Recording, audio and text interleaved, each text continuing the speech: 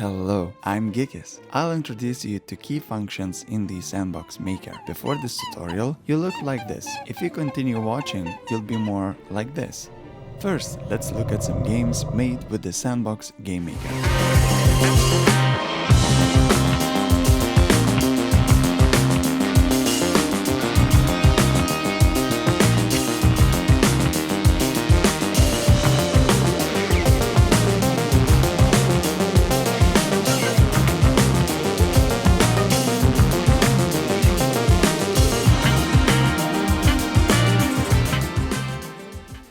Let's begin.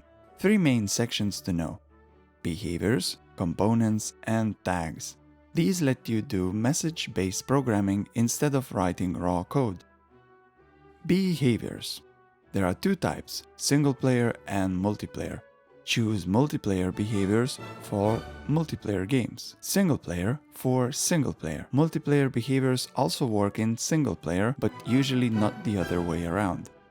These Wi-Fi-like icons show performance impact. Blue and green are light, orange and red are heavy load. Behaviors like citizens, farmers, warriors, predators, and prey are programmed characters.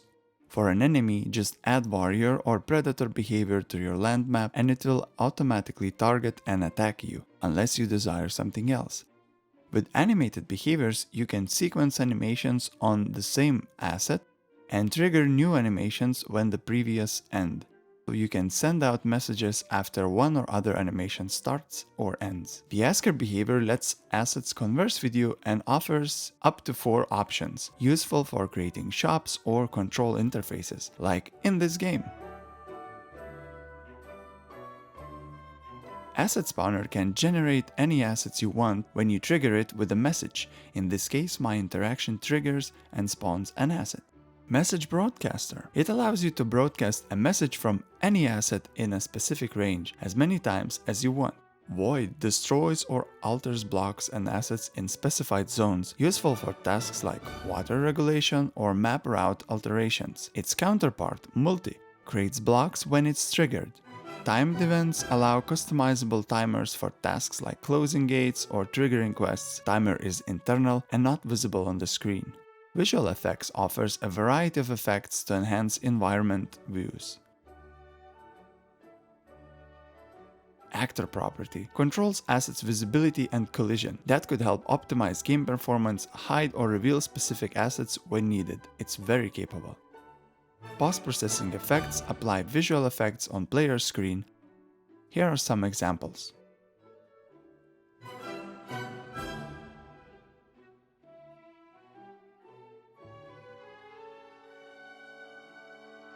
Plant behavior. It auto-destroys itself when it receives a specified message. For example, you can make animals eat grass when they approach it. Healer behavior. Heals objects or subjects in a set area, useful for players with low health. For example, healer and plant behaviors can be combined to create complex game scenarios. For instance, you could design a game where plants have healing properties. When a player or NPC destroys these plants or picks them up, the healer behavior could trigger to heal a character. Replace asset. Swaps one asset for another either after a certain delay or upon receiving a message.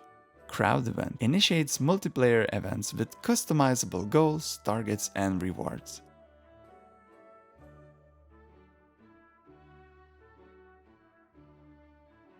Door behavior. Animates doors to open and close. Light. Enhances scene lighting. Very easy to use. Weather switcher. Allows in-game weather customization. Basic platform. Creates moving platforms, useful for parkour games.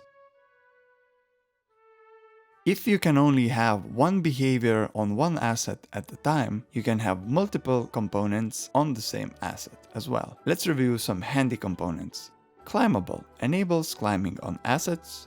Collectible allows item collection. Defeat triggers game over for incorrect player actions like picking the wrong item or hitting spikes.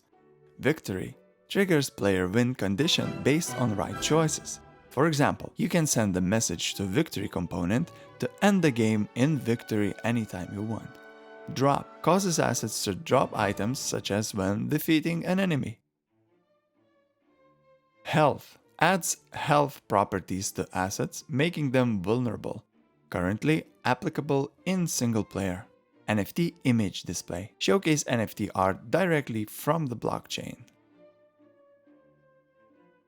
Indicator displays custom names over assets. Pickable component lets you grab and move assets with your avatar. Speaker sends or displays messages when a player or item is detected. Although it's called speaker, its real primary function is to detect avatars, NPCs, or anything and send a message to trigger something new to happen. Very handy, very useful component. Toggle behavior turns behaviors on or off. For example, halting a moving platform. The toggle behavior component can be integrated with behaviors to create more complex and dynamic game interactions.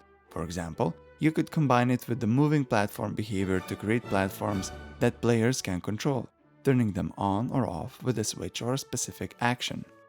Now that you're familiar with speakers and behaviors, let's discuss tags. Tags allow you to send or receive messages when a specific tag is detected. For example, you can trigger a dialogue with speaker detection. Let's add an NPC with asker behavior on it, type message required to NPC01 and mark it with a tag of NPC. Now place logic asset, add a speaker component on it, leave detection type to avatar, so when it detects our avatar, it will send the message. Let's make sure it sends it to our NPC. Broadcast message, and the message is NPC01. Tag required, NPC. Let's see.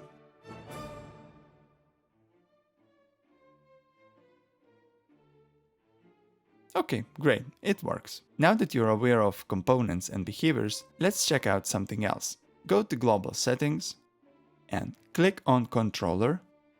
Look for the Components section. Find Damaging and Healing blocks.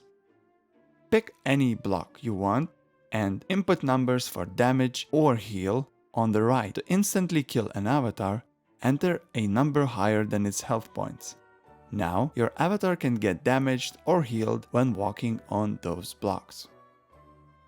Quest Overview. Go to the Rules section and enable quests. Add your first quest. Keep quests locked on, auto unlock unless you want it locked until something happens. Usually, I use Launch Quest, choose Requires Message and pick any message. Your quest will start when this message is triggered. There are 4 quest types: Counter, Asset Death, Timer, Wait for Message. I often use Wait for Message for more control. For example, we could trigger this quest with our previous speaker detection with NPC01 message. Here, you can type any message you want that will auto-complete your quest. Once Rule System receives this message, it will complete the quest. In this case, in Asker behavior, I've set A1 message to be NPC final. To end your quest with a win, set action after completion to send the message. Then, place a logic torus with a victory component and match its receivable message. Voila! I hope this quick guide helps. The real magic starts when you blend creativity with behaviors and components. Start small, focus on performance and satisfaction. Now here are some challenges for you.